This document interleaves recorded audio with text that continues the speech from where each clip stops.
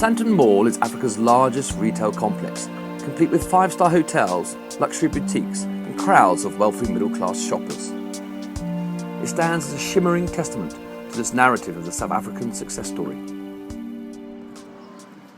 But just 5 kilometres away, here in Alexandra, Johannesburg's oldest township, the country's festering problems of unemployment, inequality and poverty are all too conspicuous. For the thousands who live here and in townships like them across the country, the promises made at the end of apartheid almost 20 years ago of a bright economic future for all South Africans seem all too distant. Maersk has ordered 20 Triple-E's, each a quarter of a mile long, and the Danish company is hoping that their size will improve the economics on the crucial Asia to Europe trade routes, while saving money on fuel. It can carry more using the same fuel, so we ended up with a construction that actually could reduce the CO2 consumption per container carried from Asia to Europe with 50% versus the existing fleet, which was a fantastic step forward, and that's why we're so proud of it. And that's also when people ask whether it was too big and the wrong timing and so on, that we take it very easy, because this is a cost-saving initiative that will give us very good returns. Have you ever seen anything quite so difficult in reconciling the two parties before?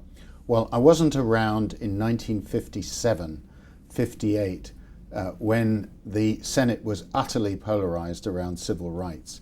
But interestingly, there slowly deals began to be done, and also positions were clearly defined. Here, the problem is that the relationship at the top, the key jobs, that's the head of the Senate Republicans, head of Senate Democrats, Harry Reid, and then John Boehner, who's the House Speaker, and the President, the relationships are poisoned. So it's very difficult to overcome personal mistrust, plus profound philosophical division in the same way as over civil rights, over the degree of spending and the size of government.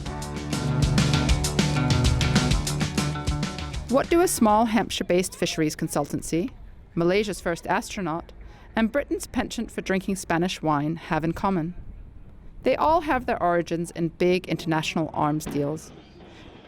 To clinch a sale, defence companies have lured Omani fish, marketed Spanish wine in Britain, and paid for Malaysia's space program.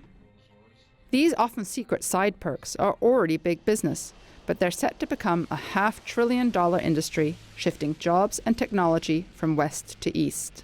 It is increasingly the deciding factor in defence trade. If a company doesn't do offsets, they don't do business. It's that simple. For the first time, the FT has calculated the size of these obligations. The US and Europe's top 12 defence companies have committed themselves to offsets totaling $75 billion.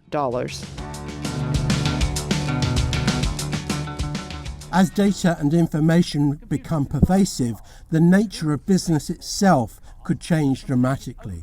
When you think about this, the car industry could, in theory, lose control of its destiny to the likes of Google. That's profoundly shocking. People were shocked when it happened to the book industry. Right. So when I saw, for example, last year, and you probably noticed this, I'm sure, General Motors decided to insource all of its IT and start building its own data centers. I don't necessarily see just cost cutting. I see deep corporate strategy at work. Right. You know, how do we as car companies build this competency internally so our digital engineering is as impressive as our automotive engineering?